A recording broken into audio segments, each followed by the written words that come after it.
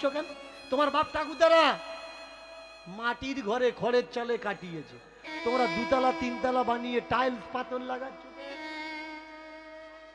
এগুলোর বেলা তো বলো না আমার বাপ ঠাকুরদারা অত চকদারি করেনি, বাহাদুরি করেনি, আমরা এগুলো করব না। যখন আসে কুসংস্কারের কথা, কোনো পড়াশুনো জানা ছেলে, শিক্ষিত ছেলে যখন প্রশ্ন তোলে, যে জীবনে স্কুলে যায়নি সে তার প্রতিবাদ করে আর বলে, আরে এত লোকে মানছে তাহলে কি সব মিথ্যে? জগতে যা হচ্ছে সব কি তাহলে মিথ্যে কথা? এ সত্যি কথা না? বলুন তো, আমরা যে ধর্ম করছি, এই ধর্ম জগতে কোন কোন জায়গায় পালন করা হচ্ছে? সব থেকে বেশি পালন কি ধর্ম হচ্ছে? মুসলমান ধর্ম, ইসলাম ধর্ম। এই সনাতন ধর্ম তো ভারতবর্ষের ভিতরে একটুখানি জায়গায় কটা মানুষ পালে। তাহলে সব থেকে বেশি মানুষ পাললে সেটা যদি সত্যি হয়, তাহলে তো সকল আর মুসলমান হয়ে যাওয়ার দরকার, সনাতনীতে থাকার দরকার না। বেশি লোক মানছে বলে এটা সত্যি না যে ওটা সত্য, আর কম লোক মানছে বলে এটা সত্য না কি ওটা মিথ্যা।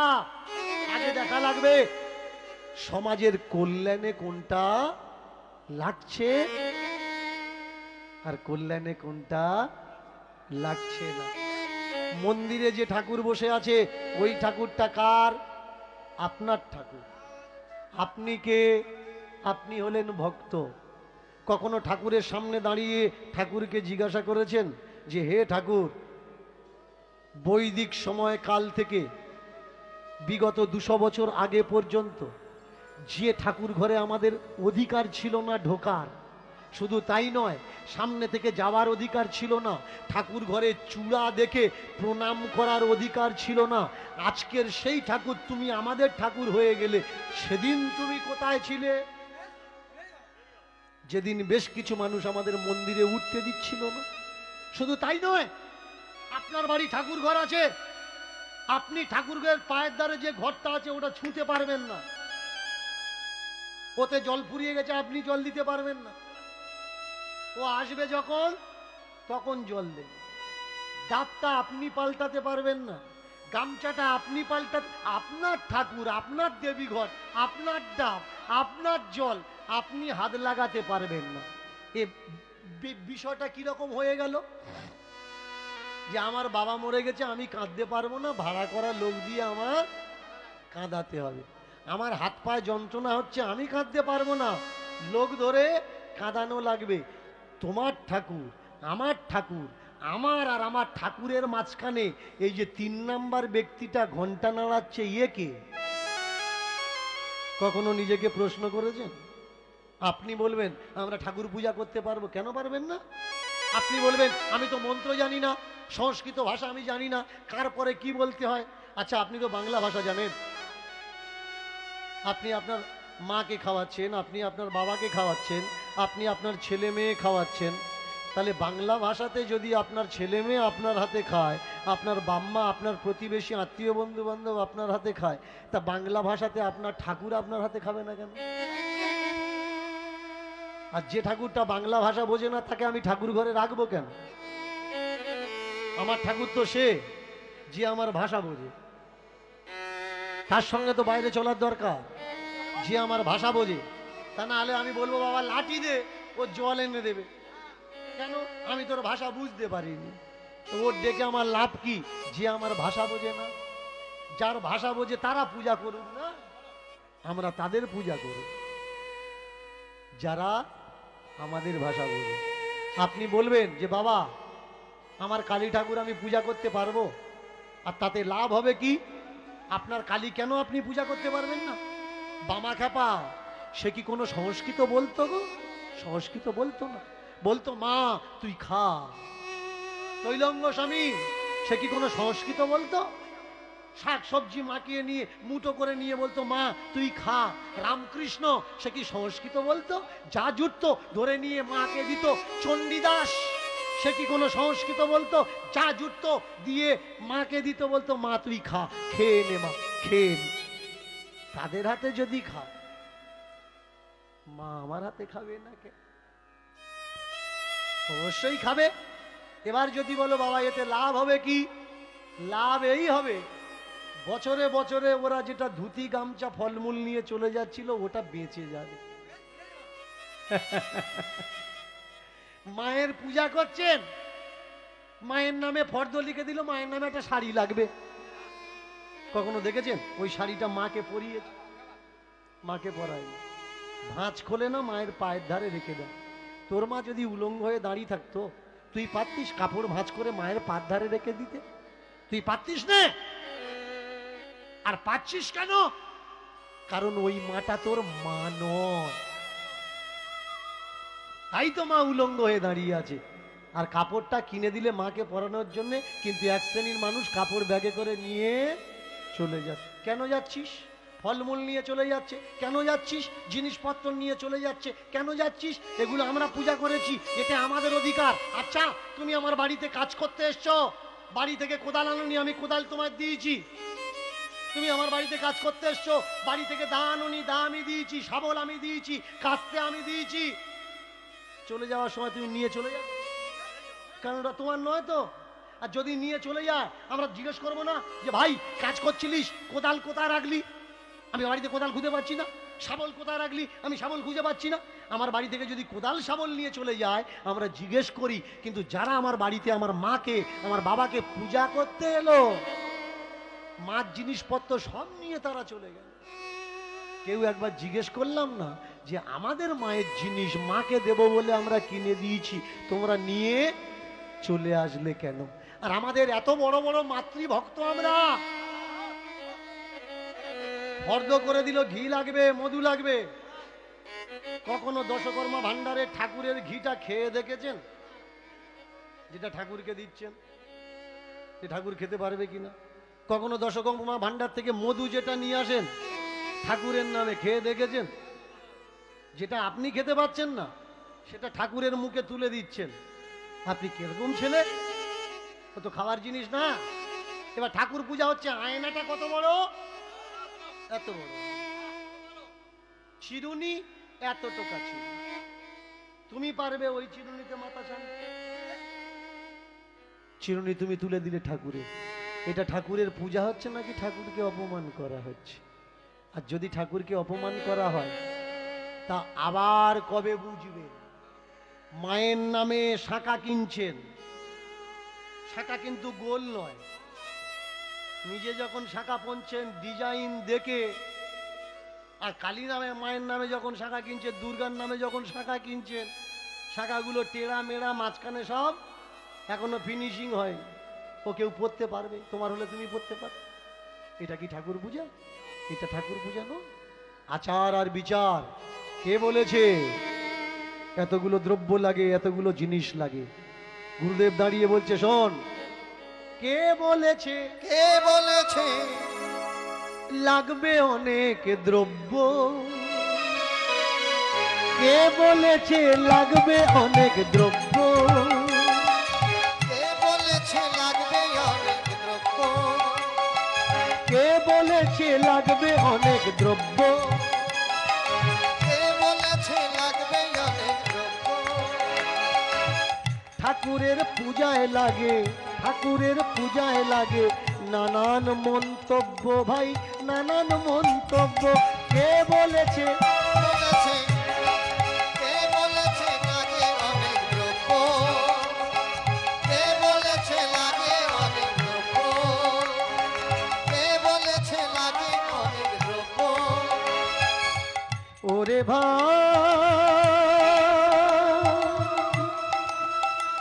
ওরে ভাই, ওরে ভাই, ওরে ভাই, ওরে ভাই, ওরে ভাই, কে বলেছে লাগে অনেক দ্রব্য? কে বলেছে লাগে অনেক দ্রব্য? কে তুলসীর পূজা করলে যদি ভগবান পাওয়া যেত তাহলে পূজা করব তুলসীর ঝাড়। আমার মুখের কথা নয়, ভক্তদের কথা। তুলসীর পূজা করলে যদি ভগবান পাওয়া যেত, আমি পূজা করব তুলসীর ঝাড়। পাথর পূজা করলে যদি ভগবান পাওয়া যেত, তবে পূজব আমি পাহাড়। নিরামিষ খেয়ে যদি ভগবান পাওয়া যেত,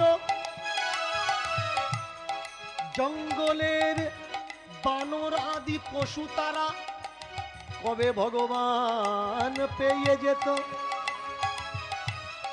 मीरा बोले बिना प्रेम से ना मिले नंदेर लाला।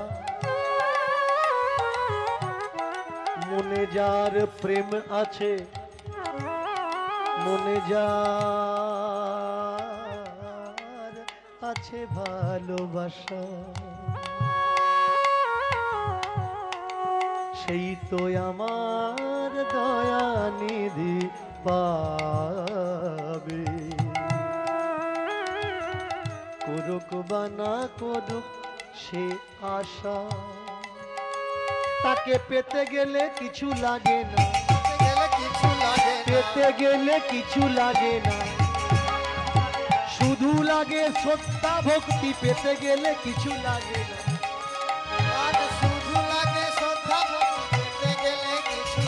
শুধু লাগে শ্রদ্ধা ভক্তি, পেতে গেলে সেই হরি।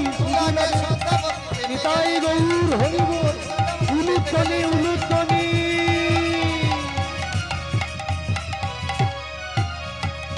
তাকে পেতে গেলে শুধু মনে শ্রদ্ধা ভক্তি থাকলে হয়ে যাবে। এমন লক্ষ লক্ষ প্রমাণ আছে। তারা মালা নেয়নি, তিলক সেবা করেনি, কোনো গুরু আশ্রয় করেনি, শুধু ভালোবাসায় ভগবান শান্ত হয়ে গেছে, শুধু ভালোবাসা।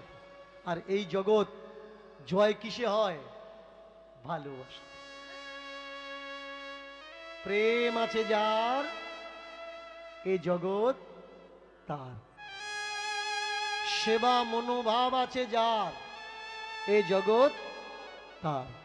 দেখবেন কিছু কিছুর বাড়ি বৌমা আছে, মেয়েরা আছে, গ্রামের মানুষ বলতে শুনবেন, দেখেছিস ওদের বাড়ির বউটা, বাবা মানুষকে কত ভালোবাসে দেখেছিস, যত্ন ওই করতেই জানে। তার মানে সেবা আর ভালোবাসা এটাই হলো মানুষের প্রধান। এসব ধ্বজা চিহ্ন এর কোনো যায় আসে না। অন্তরে সাধন করো ভাই, অন্তর ভালো হলে সব ভালো। বহিরঙ্গ আর অন্তরাঙ্গ। ঠাকুর এসে বসেন কোথায়? ঠাকুর এসে বসেন হৃদ বৃন্দাবনে। সেই হৃদয়টা পরিষ্কার পরিচ্ছন্ন হওয়ার দরকার। তুমি যদি কখনো কোথাও বেড়াতে যাও, কোনো পার্কে যাও ঘুরতে, কোন জায়গায় বসবে? নোংরা জায়গায় না পরিষ্কার জায়গায়? তেমনি ঠাকুর যদি ঘুরতে ঘুরতে কখনো তোমার সম্মুখে আসে, তোমার হৃদয় যদি নোংরা দেখে সে বসবে না। আর তোমার হৃদয় যদি স্বচ্ছ পরিষ্কার পবিত্র দেখে তো তার বলা লাগবে না। সে ভাববে এখানে আমি দুদণ্ড কাটিয়ে চলে যাই। কোনো নিয়ম, কোনো বাধা, কোনো নিষেধ নেই। তবে একটা নিয়ম আছে, দীক্ষা নেওয়ার পরে কি করবি জানিস বাপ? মন্ত্র নেওয়ার পরে ভগবানকে না দিয়ে কিন্তু খাওয়া যাবে না। যা জুটবে ভগবানকে দিয়ে খাওয়া লাগবে। যা জুটবে মানে কিছু কিছু মানুষ বলছে ভগবানকে আমিষ দিলে হবে না, ভগবানকে নিরামিষ দিতে হবে। নিরামিষ মানে হচ্ছে ডাল, সয়াবিন, আলু, বিন, পটল, মূলো, সবজি। শুধু তাই নয়, দুধও দিতে পারো, ছানাও দিতে পারো, পনিরও দিতে পারো। মাছ মাংসটা এগুলো দেওয়া যাবে। আচ্ছা, মাছ মাংসটা যদি আমিষ, দুধ কিসের থেকে তৈরি হয়? প্রত্যেক মা এটা জানে, তার বুকের দুধ তার শরীরের রক্ত থেকে তৈরি হয়। শরীরে রক্ত না থাকলে দুধ বৃদ্ধি হবে না। তাহলে গরুর দুধ কিসের থেকে তৈরি হয়? গরুর রক্ত থেকে। তাহলে গরুর রক্ত থেকে গরুর দুধ যদি তৈরি হয়, গরুর দুধ নিরামিষ কি করে হয়? কারণ এক পদের মানুষ বলছে, শুনে শিখেছে, কখনো জানার চেষ্টা করে। 11वीं শতাব্দী 10वीं শতাব্দী সে পহলে আমাদের ভারতবর্ষে নিরামিষ আমিষ বলে কোনো শব্দ ছিল না। ভালো করে শুনে নিন, আমার উপরে রাগ করাটা অনেক সহজ ব্যাপার, কিন্তু কখনো জানার চেষ্টা করবেন সত্য কোনটা। এই নিরামিষ আর আমিষ, এখন তো গ্রামে গ্রামে ঝড় চলছে, একাদশী করো একাদশী করো। আর সব থেকে দামি একাদশী কোনটা? সারাদিন কিচ্ছু খাবে না, না খেয়ে থাকো, নির্জলা একাদশী।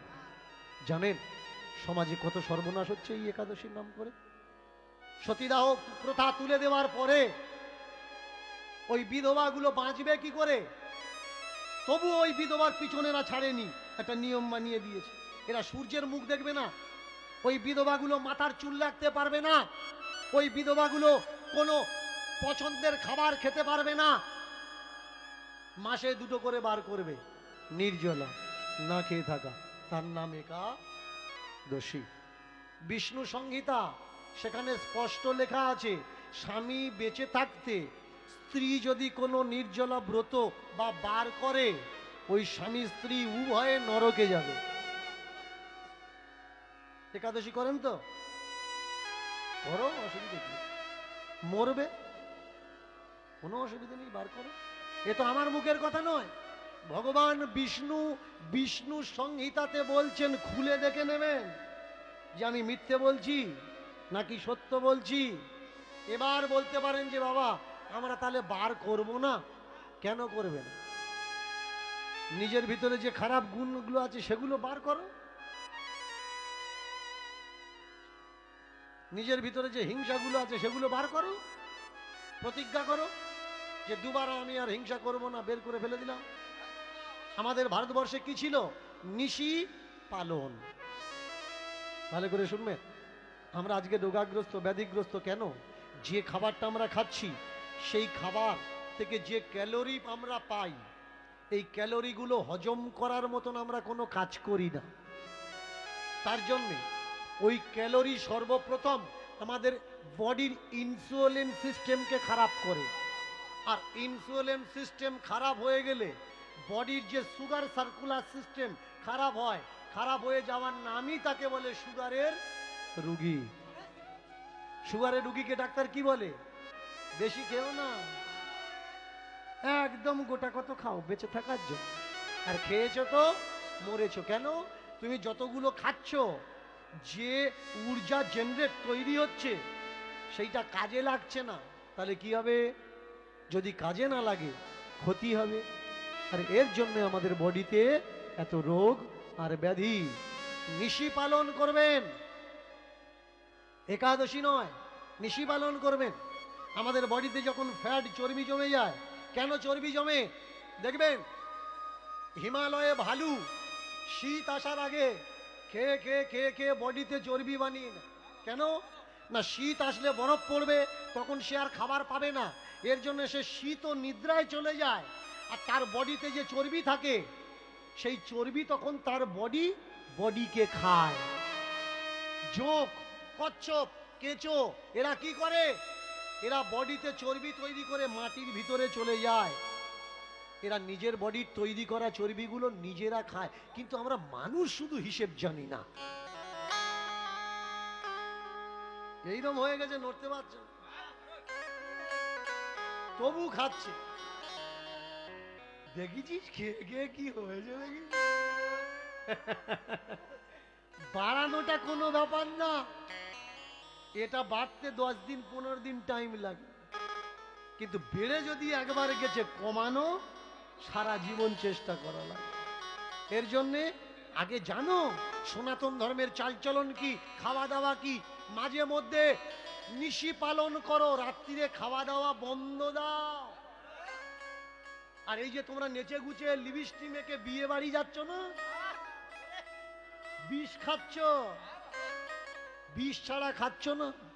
খাবারগুলো কি দিয়ে তৈরি হয় ভালো করে দেখে নেবে। আর এই যে সমাজকে রাখার জন্যে ছোট ছোট যে মুরগিগুলো পাওয়া যাচ্ছে, নাম কি? ব্রয়লার মুরগি। ওতে যে ভ্যাকসিনেশন হয়, ভালো করে শুনবেন, ওতে যে ভ্যাকসিনেশন হয়, আর একটা মানুষের এরকম হাত দেবেন দেখবেন গায়ে গাঁট তৈরি হয়ে গেছে, গাঁট গাঁট, চর্বিতে গাঁট, ইউট্রাস্টে গাঁট, মানুষের বডিতে গাঁট, ব্রেনে গাঁট। কেন? এই ভ্যাকসিনেশন খাবারের জন্যে। খেয়ে খেয়ে আপনারা বাজারের যে বড় বড় রুই মাছগুলো খাচ্ছেন, কাটা রুই, ওতে কি ব্যবহার হয় জানেন? মানুষের বডি পচবে না বলে যে মেডিসিন দেওয়া হয় মরা লাশে, সেই মরা লাশের মেডিসিন ইউজ হয় বড় বড় মাছে। এবার দেখেছেন বাজার থেকে কি কিনে খাচ্ছেন? যা খাচ্ছেন সব বিষ, ভালো কিছু খাচ্ছি না। আর আবার যদি ওইসব বিয়ে বাড়ি জোগাড় না হয়, কি খাবি রে? আশা বেকার হয়ে যায়। বলার মানুষের কিন্তু অভাব নেই। মাঝে মাঝে নিশি পালন করুন, সনাতন ধর্মের নিয়ম। একটা আখের মেশিন, আখের মেশিন যারা চালায় দেখবেন, যদি শক্ত জিনিস দেয় প্রেসার বেশি লাগবে, আর যদি নরম জিনিস দেয় প্রেসার লাগবে কম। আপনার স্টমাকে যত নরম খাবার দেবেন, প্রেসার স্টমাকে প্রেসার লাগবে কম। আর যত হার্ড খাবার দেবেন প্রেসার লাগবে বেশি। হার্টের সমস্যা কেন? হার্টের সমস্যা পাম্পিং করে পাচ্ছে না। দেখবেন অনেক নিচের থেকে বা কোনো লোড যদি পড়ে কোনো মেশিনে, ইঞ্জিনগুলো চলে তখন ভট ভট করতে করতে ধোঁয়া বেরিয়ে যায় মেশিন থেকে। কেন? ও আর লোড নিয়ে পাচ্ছে না। তেমনি আপনার ব্রেন, আপনার হার্ট, আপনার স্টমাক, আপনি যে খাবারগুলো খাচ্ছেন এই খাবারের লোড সে নিয়ে পাচ্ছেন না। এর জন্য 40 এজ পেরোনোর পরে, 40 পর্যন্ত যা খুশি তাই খাও, কিন্তু 40 পেরোনোর পরে খাবার দাবারে সংযম করতে হয়। আর তা না হলে ওপারে বসে আছে, মাসে মাসে এসো আর ওষুধ খেয়ে জীবন বাঁচার জন্য, ভাড়ার জীবনের জন্য তৈরি হও। ওষুধ খেলে বেঁচে থাকবে না, ওষুধ খেলে পটল তুলবে। হঠাৎ করে খবর আসবে উমুকের বাবাটা আর নেই। বলে কেন রে? বলে প্রত্যেক দিন প্রেশার চেক করে, ওই দিন চেক করেনি, প্রেশারের ওষুধ খায়নি। তার মানে টাকা দিয়ে বেঁচে আছে। তাকিয়ে দেখুন ভারতীয় সংস্কার কি। ভারতীয় সংস্কারে দুটো খাবার নয়, 3টে খাবার, রাজসিক, তামসিক আর সাত্ত্বিক। রাজসিক খাবার কি? রাজসিক খাবার যারা ভারী ভারী কাজ করে, যুদ্ধ করে, মাটির কাজ করে, পাথরের কাজ করে, ইটের কাজ করে, বালির কাজ করে, এরা কিন্তু শাকসবজি খেলে হবে না, পারবে না, মরে যাবে। এর জন্য রাজসিক খাবার খেতে হবে। তামসিক খাবার, বাড়িতে আত্মীয় বন্ধু বান্ধব এলো, কোনো অনুষ্ঠান হলো, তামসক পূর্বক, তা না হলে আত্মীয় বন্ধু বান্ধব থাকবে না। আর সাত্ত্বিক খাবার কি? তোমার স্টমাক সহজে যা হজম করতে পারবে, ঘাস পাতা, শাক পাতা, এগুলো খাও। বেশি যেন খেও না, খিদে বাঁচিয়ে খাও। আর খিদে বাঁচিয়ে না খেয়ে যদি কলসি হয়ে খাও, দুদিন বাদে বলা লাগবে কি হয়েছে মাইরি, আমার আর খিদে পায় না।